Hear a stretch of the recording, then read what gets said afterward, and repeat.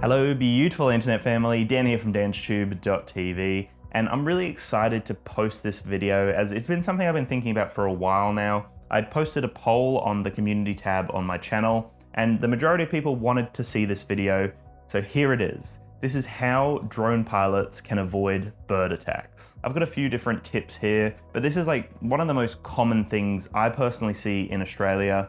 And obviously it's resonated with a lot of other people. I've got quite a large US audience on my channel, and the majority of people wanted to see this video, so it's obviously a common thing that happens for drone pilots. So the first thing that I would recommend is setting up the risk assessment. So through the Fearless Drone Academy, I actually do have a resource where you can download the risk assessment and then the battery log, which will be the next thing I show you. But for this example here, if you don't have access to the Fearless Drone Academy, you can literally just draw this up on a piece of paper. If you are interested in joining the ultimate online drone course for beginners, I will have a link in the description below to check out the Fearless Drone Academy. And if you use the code DANSTube, you can save 10% off the course.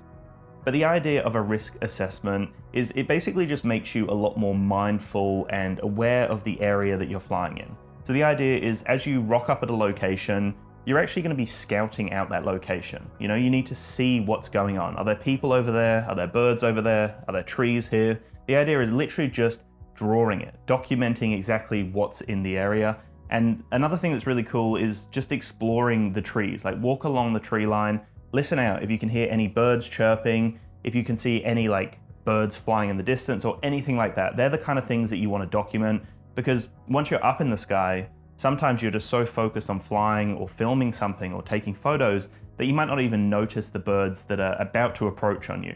So this is the most important first step. Before you even get your drone out of its bag, do the risk assessment, figure out where the birds are, figure out where the risks are in the area, and document them down. So in the example you can see here, I've identified that there are actually a bunch of birds in the middle of this field that I'm flying in. So I know that this is a potential risk. I know that these birds may get frightened or they may get threatened, and then they're actually going to potentially fly upwards or try to get away. And at that point, my drone might be in their pathway, you know, their flight path. So again, you need to be really aware that there are potentially a bunch of birds everywhere. They could be in trees, they could be hanging out somewhere, they could be, you know, with their babies in a nest. You just don't know these things. So making sure that you take the time to really be aware of your environment is crucial. The second tip I have is again related to documenting, and this is something just to future-proof you so you don't have issues the next time you come to the same location. So again, through the Fearless Drone Academy, I do have the battery log where you can actually document your batteries, and then there's a note section at the end. And that's where I recommend students to actually document this information. For people out there who don't actually have the battery log resource, you can literally just write it underneath your risk assessment, underneath that piece of paper that you've drawn, the little area. You can just leave a section down there and call it notes, for example, or you can get a separate piece of paper that you're just going to document the locations that you fly in. And then the idea is that you want to start documenting every single flight that you have and each location that you fly in. So again, for example, with this situation where there are a bunch of birds just hanging around on the field, I've been to this location multiple times and I know that this is a common thing. I know that this happens pretty much every time I go to this location. So that's something that I should be documenting. So once you've written the location, you know what you're talking about, then just document common to have birds on the field or something like that, just to let yourself know that, okay, well, there's probably going to be birds here the next time I rock up. The other thing is that birds at dusk or dawn, for example, I notice that when I fly just on dusk, there will be a lot more birds in areas that I fly in. So I find that also really important to document those things exactly. So you know, in the future that there may be birds flying in that area, or it's common that you're going to see some birds actually hanging out in these trees, for example, or maybe they're hanging out over here to feed. You just need to document these things because otherwise you will forget about it. The third tip, and probably one of the more important tips that I've learned along my way, and this is to do with how you respond if birds are actually attacking your drone.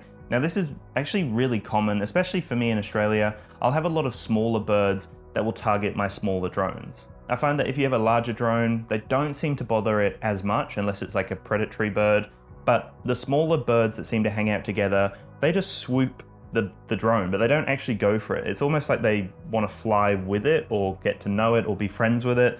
But that could still be a worry because, I mean, you know, if you're to move in a certain direction and that bird's coming in, you could potentially hit that bird.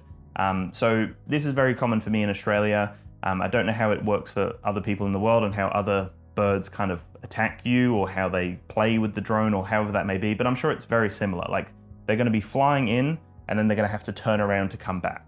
Now, the idea of this tip here is that you want to ascend your drone. So a lot of people will go, oh, there's birds, I need to come down. But the drone comes down a lot slower than it can ascend. And birds with gravity, they're going to swoop and they're going to be able to catch up with your drone if you're just descending or if you're moving left and right, for example.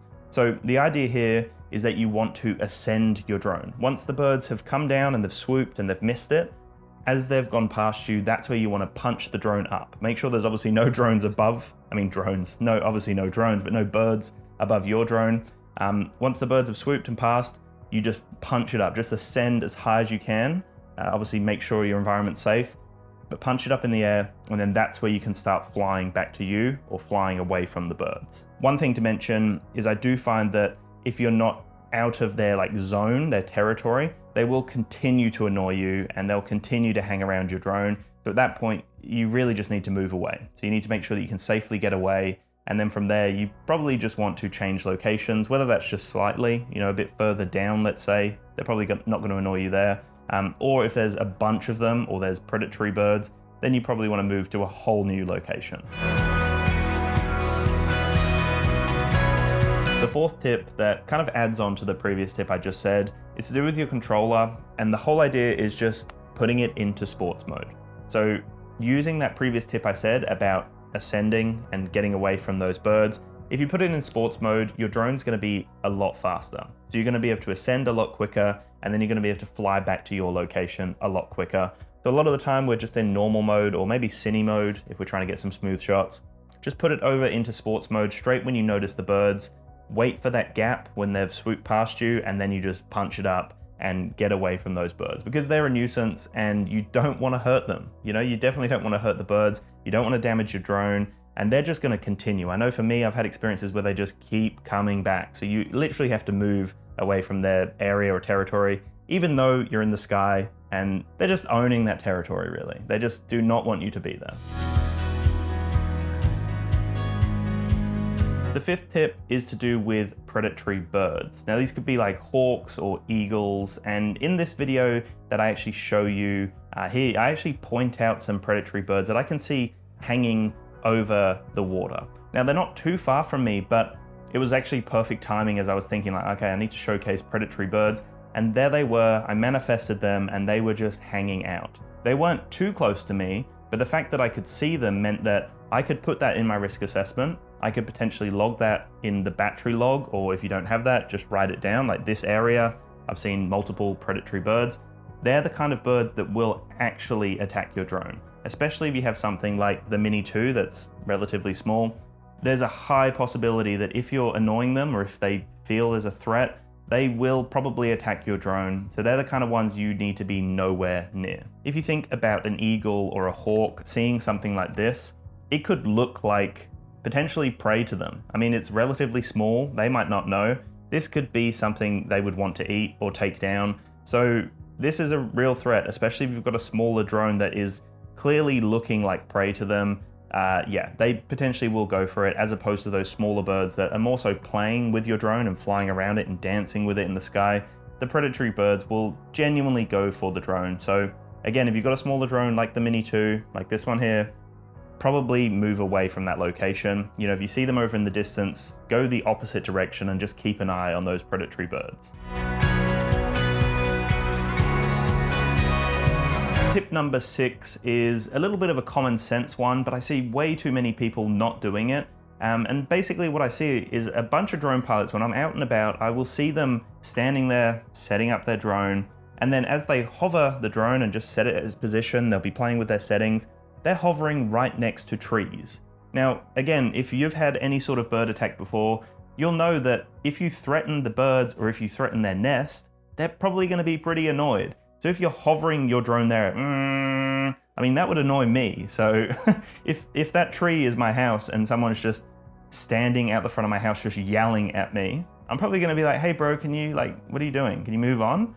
But that's the same example here. So that's something I see way too many people do. Like, if you're gonna set up your drone, do it while your drone's on the ground. Set up everything you want, and then as you hover it to maybe, inspect the behavior of the drone, which is a common thing I talk about in the Fearless Drone Academy, you really wanna make sure that the drone is hovering normally and it's not got any kind of abnormal movements or sounds coming from it. So very common to just hover your drone and inspect it. But if you're just hovering right near a tree, you could threaten potentially some birds in that tree. If there's a nest there, they might see that as a threat. You might also just annoy the birds enough or wake them up to the point that they're gonna start them flying in the area. There's a high possibility then that that could become a problem later on. So I would recommend making sure that you're hovering in like an open field or hovering away from any trees, just to ensure that you're not going to initiate the process of a bird being annoyed or a bunch of birds wanting to fly around, because then you've started the process of them probably looking at your drone as a threat or something to play with, potentially a friend. So I think that's a really important thing. Just be mindful of where you're actually hovering, where you're launching your drone from. And again, just inspect the area. Like when you're doing your risk assessment, go up to some trees and have a look up at the trees. Listen out if you can hear any birds. Have a look around the sky. Like, it's all about really looking into it, like preventing it before it happens, having the foresight to prevent it before an issue can pop up. And now the final tip, which is tip number 7, is to do with you as the drone pilot. This might not apply to everyone, but I'm sure it would, most likely. In Australia, we have magpies. They love to attack you. It does not bother them how big you are, your shape, your size. They don't discriminate. They just go for whoever they want. If you're in their area, they just seem to enjoy annoying you. So in that instance, if you're operating a drone and you have a magpie or another bird coming for you, it's going to be really hard to concentrate on your drone and getting it back to you. So this is another thing to be aware of. Before you even set your drone up, when you're doing your risk assessment and when you're checking out the area, just see if you've got any birds around you. If you've got common birds like a magpie or another bird that just seems to annoy you or want to come for you, like in Australia we have, I think they're called curlews. Again, they're quite dominant in their territory. So they'll come over to you and they'll just annoy you. They'll probably even nip at your ankles. So that's going to be really frustrating and anxiety provoking, because you're flying a drone, you're probably not going to be able to concentrate on all these things happening. And that's potentially where a crash could happen or something could screw up at that point. So just be mindful of you as the pilot, of what's going on around you. It could be birds, but it could also just be people around you. There could be an event going on. There could be people that want to come up and ask you questions. All of these things could distract you and could be a potential risk. But for the context of this video, just birds, look out for magpies, curlews, like whatever bird it is in your area that's potentially going to be an annoyance. If you see a bunch of them hanging around you, like for me, there's a field that I'll go to and there'll be magpies that will be hanging out there. So they'll actually come up to me and try to annoy me. So I've had to move spots so that they wouldn't continue to annoy me anymore, because otherwise that's just distracting. I mean, you're already flying a drone. Why do you want to have to focus on like, where are the birds? Are they going to come for me? Are they going to swoop me now? Yeah, you don't want that, and that's a distraction. So that's the end of this video, and that's how you as a drone pilot can avoid bird attacks. 7 really important tips there. Let me know in the comments below if you've got any other thoughts, any other tips that we can add to this list. Just to help some other people out. There are always people chatting in the comment section. So yeah, if you've got some thoughts, drop them below. If there's anything you disagree with, drop it below. This is a video for discussion and to help some beginner drone pilots and some experienced drone pilots to avoid bird attacks, which is a very common thing for drone pilots. So thank you so much for watching. Make sure to have a splendid day, and I'll chat to you in the next one. Peace. It's too late now to turn around and back again. I made my bed and now I lay my head in it. And I'm sorry I'm not perfect, but I knew that I wouldn't be. I guess it's for the best,